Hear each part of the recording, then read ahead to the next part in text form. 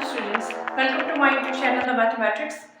हम class 11th का chapter 1 sets कर रहे हैं और कुछ इंपॉर्टेंट टर्म्स हैं। फॉर एग्जांपल फर्स्ट लेक्चर में हमने देखा व्हाट इज अ सेट, उसके बाद हमने रिप्रेजेंटेशन ऑफ सेट्स के बारे में पढ़ा।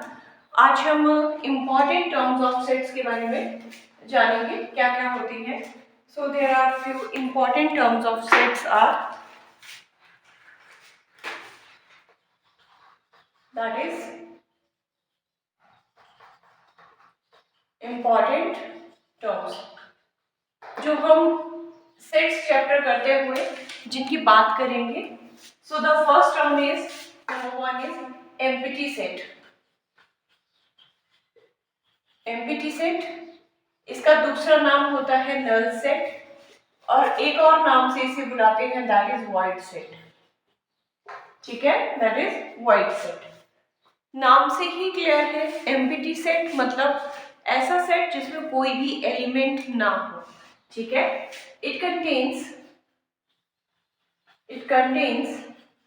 No element, no elements. Basically definitions नहीं आती हैं, आपको नॉलेज होना चाहिए। फॉर एग्जांपल सेट ए है जिसमें कोई भी एलिमेंट अंदर प्रेजेंट नहीं है, तो इसे हम कहते हैं एम्प्टी सेट और हम इसे डिनोट करते हैं बाय सिंबल फाई।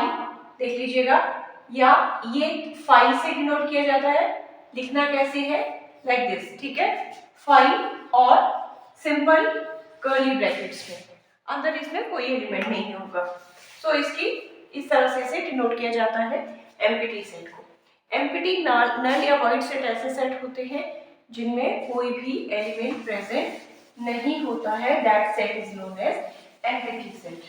नेक्स्ट बात करेंगे हम फाइनाइट सेट की, that is finite set. This is number 2, finite set. Finite set which consists definite number of, it contains definite number of elements। ऐसा सेट्स जिसमें काउंटेबल या definite number of elements हो। For example मैं set ए ले रही हूं जिसके element हैं 2, 1, 3, 5। काउंटेबल है, डेफिनेट नंबर ऑफ एलिमेंट है। सेट ए में 1, 2, 3, 4 एलिमेंट है, तो कैसे लिख सकते हैं, नंबर ऑफ एलिमेंट इस तरह से डिनोट किया जाता है। नंबर ऑफ पढ़ेंगे कैसे, number of elements in set A is equal to 4। 1, 2, 3, 4 element है, ऐसे सेट को फाइनाइट सेट कहते हैं। ठीक है, हमने पिछले बार कहा है कि सेट को हम दो तरह से रिप्रेजेंट करते हैं। ये जो रिप्रेजेंटेशन है ये रोस्टर या टेबुलर फॉर्म है, अगर आपको याद होगी। इसी तरह से हम अगर सेट बिल्डर की फॉर्म में बात करें तो x such that x belongs to whole number and ये सेट बिल्डर फॉर्म बनाने जा रही हूं मैं, and x is less than equal to 5। ऐसा कोई सेट, ये सेट बिल्डर फॉर्म है, आपको पिछले लेक्चर से पता चल चुका होगा। और इसको अगर हम लिखना चाहें तो कैसे, एक एलिमेंट कौन से आएंगे, होल नंबर से शुरू कर लेने हैं एलिमेंट्स। होल नंबर में होल नंबर सेट से होल नंबर में हमारे पास एलिमेंट्स जो 0 से शुरू होते हैं, जाना कहाँ है, लेस देन इक्वल टू 5। कौन से एलिमेंट्स आएंगे, 5 से लेस और 5 के इक्वल। 5 से छोटे कौन से होंगे, 0, 1, 2, 3, 4 और इक्वल का सिंबल लगा है तो 5 भी इंक्लूड होगा। तो ये इस टाइप के जो डिफाइनिंग है सेट्स की, ये वाले हैं हमारे फाइनाइट सेट्स। ये हैं हमारे फाइनाइट सेट्स। फाइनाइट्स के उल्टा चलता है हमारा इनफाइनाइट सेट। सेकेंड सेट है हमारे पास, that is known as infinite set. नाम से ही क्लियर है, that is infinite set. This is third, infinite sets. ठीक है, इनफाइनाइट सेट्स आर दो sets which have infinite number of elements। infinite number of elements, या फिर जो फाइनाइट नहीं है वो किस में जाएगा, इनफाइनाइट। एग्जाम्पल देख लेते हैं, सेट ए ले लेते हैं, 2, 4, 6, 8 and so on, so endless. ठीक है, एक और सेट बी का अगर एग्जांपल ले, और वो मैं ले रही हूँ सो ऑन सो, ठीक है, dash dash dash -3 -2 -1 0 1 2 3 and so on so. ये जो सीक्वेंस है नंबर्स का, यहाँ भी नेगेटिव साइन, नेगेटिव नंबर्स इस तरफ को भी एक्सटेंड हो रहे हैं, पॉजिटिव। तो ये एग्जांपल है इनफाइनाइट सेट की। अगर हम बात करें set of stars in the sky, stars in the sky, कैसा सेट है ये? इनफाइनाइट सेट है। 4 बात करें most dangerous animals in the world, तो ये भी कैसा सेट है? Infinite set. इस टाइप के जो सेट्स होते हैं वो होते हैं इनफाइनाइट सेट, जिनको हम काउंट ना कर सकें, काउंटेबल नंबर ऑफ एलिमेंट्स ना जिसमें आए, that is called infinite sets. उसके बाद हम बात करते हैं इक्वल सेट्स की। नेक्स्ट है मेरे पास term, that is fourth one is equal sets. देखिए, इक्वल की बात कर रहे हैं, हम कंपेयर करेंगे in case of equal two sets को, क्योंकि कंपैरिजन है, कंपैरिजन बिटवीन टू, ठीक है। तो यहाँ क्या पहले समझ लीजिएगा है क्या, मैं एक सेट ए ले रही हूँ जिसके एलिमेंट है 2 3 5, और मैं दूसरा सेट ले रही हूँ बी जिसके एलिमेंट भी है 2 3 5। दिखने में ही लग रहा है if set A has exactly same element as in set B, then set A is equal to set B। तो ये सेट कैसे होंगे? इक्वल सेट्स होंगे। तो नाम से ही क्लियर है, इक्वल सेट्स। तो लिखेंगे कैसे इसे? टू सेट्स,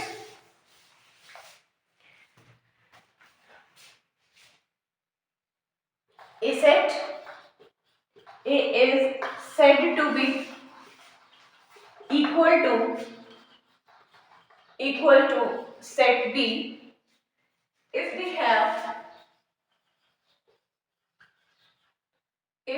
have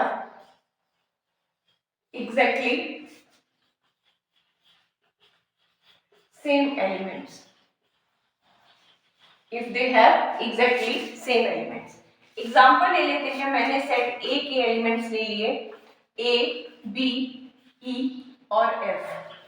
सिमिलरली मैं एक सेट बी ले रही हूँ जिसके एलिमेंट है बी एफ ए ई। तो आप यहाँ देख रहे हैं exactly same element. Again position of element does not matter कि ए पहले है, यहाँ ए थर्ड नंबर पे है, ई कहाँ है, बी कहाँ है, एलिमेंट्स सेम एग्जैक्टली होने चाहिए।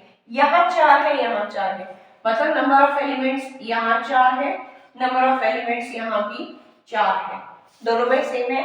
ए इधर है, ए यहाँ भी है, B is also present here, E is also present here and F is also present. सारे के सारे एलिमेंट एक सेट के दूसरे एलिमेंट में हो, नंबर ऑफ एलिमेंट सेम हो, तो हम कहते हैं here A is equal to B. ठीक है, so this is the definition of equal sets. Equal से ही निकलते हैं एक टर्म आती है इक्विवेलेंट सेट्स। एक डेफिनेशन आती है इक्विवेलेंट सेट्स। इक्विवेलेंट में क्या है वो भी देखिएगा। Fifth is equivalent, equivalent sets. ठीक है, if two sets have same number of elements। इसमें क्या है कि अगर सेट A में 1 2 3 4 5 ऐसे एलिमेंट्स हैं और सेट में कैसे एलिमेंट्स हैं 0 2 5 6 8 इस टाइप के एलिमेंट सेट बी में है। हम देख रहे हैं शक्लें सेम नहीं है एलिमेंट्स की, लेकिन यहाँ पे भी 5 एलिमेंट है। Number of elements in set A is 5 1 2 3 4 5 और number of elements in set B 1 2 3 4 5 यहाँ भी 5 है। अगर सेम नंबर ऑफ एलिमेंट्स हो, ठीक है, रेदर कि वो इक्वल हो, तो इक्विवेलेंट के लिए n of a should be equal to n of b।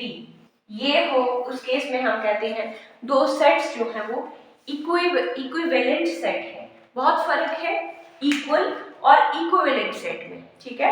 Equal और इक्विवेलेंट सेट्स में बहुत फर्क है, थोड़ा ध्यान से अपने डेफिनेशंस को क्लियर करना है। आगे क्वेश्चंस में हमारे पास इस टाइप की आता है कि if two sets are equivalent then condition, okay. Next है मेरे पास सबसेट। नेक्स्ट है मेरे पास सबसेट्स। सबसेट्स में है क्या, पहले समझना है। अगर ए सेट है मेरे पास जिसके एलिमेंट है ए बी ई, ठीक है, और एक सेट बी है जिसके एलिमेंट्स हैं B A E F and G, तो सबसेट ए कब सबसेट बी का होगा, जब ए के सारे के एलिमेंट बी में प्रेजेंट हो। सेट ए सिंबल होता है सबसेट का ये, ठीक है, ये सिंबल है। हम कहेंगे कि सेट ए बी का सबसेट कब होगा, जब ए के सारे एलिमेंट जो है, सेट ए के सारे एलिमेंट बी में प्रेजेंट हो। ए यहाँ है, ए इधर भी है, बी भी यहाँ है और ई भी यहाँ है। All the elements of one set present in another set, then first set is subset of another set, ठीक है। और इसे हम कहेंगे A is subset of B, और इसे हम कहते हैं B is superset of A. B is superset of A. B A का सुपरसेट है, बी ने ए को कंटेन किया है तो बी ए का सुपरसेट है, और ए जो है वो बी का।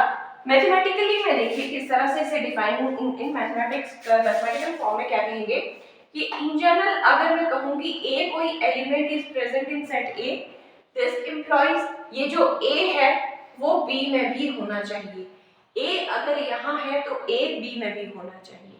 कोई भी इन जनरल किया है ए बी सी अल्फाबेट्स लेके, कोई एलिमेंट ई यहाँ है तो ई जो है वो दूसरे का मेंबर भी होना चाहिए, ठीक है। दिस इंप्लॉइज, इससे क्या है, अगर सारे एलिमेंट फर्स्ट सेट के दूसरे में बिलोंग करें तो this implies A is subset of B. ये है आपका सबसेट का एक कॉन्सेप्ट, और लिखना कैसे है वो देखिए जरा। इसे सबसेट का सिंबल हमारा सी की तरह होता है, ठीक है, और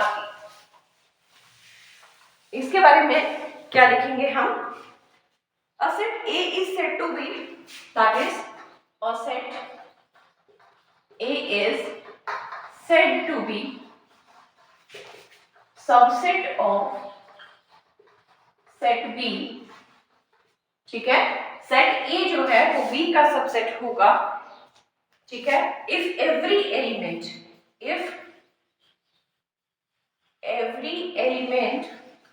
of set A is also element of set B, that is क्या बात कर रहे हैं, if A belongs to A, set A, this implies A should also belongs to set B, implies A is subset of B। अगर कोई हर element ए में जो present है सेट ए में वो बी का मेंबर होना चाहिए। एक आप जब डेफिनेशन है तो इसे एग्जांपल से दे लीजिएगा। ए सेट के एलिमेंट रख लीजिएगा 1 2, ठीक है, और सेट बी के एलिमेंट रख लीजिएगा 1 2 3 एंड 4। हम यहाँ देख रहे हैं कि यहाँ सेट ए के हर element, every element of set A is present in set B, तो इस केस में हम लिखेंगे A is subset of B, ठीक है। क्या लिखेंगे, A is subset of B, हर एलिमेंट ऑफ सेट ए जो है वो सेट बी में प्रेजेंट है। और क्या कहते हैं हम, बी इज सुपरसेट, साथ साथ ही याद रखना है इस चीज को, superset of A, B is superset of A. So this is the definition of subset, ठीक है। उसके बाद एक और चीज है कि फाई हैज एक और नोट है वो आप देख लीजिए, that is related to subset, क्योंकि फाई क्या, इसको डिनोट किया था हमने एम्प्टी सेट को, phi was the notation of empty set, ठीक है। एक नोट है इसका, अभी मैंने आपको बताया कि फाई जो होता है वो होता है एम्प्टी सेट, ऐसा सेट जिसमें कोई भी एलिमेंट नहीं होता है। तो नोट है, since phi has no elements, since phi has no elements, और phi के पास कोई भी एलिमेंट नहीं होता है, so phi is subset of every set. So phi is subset of every set.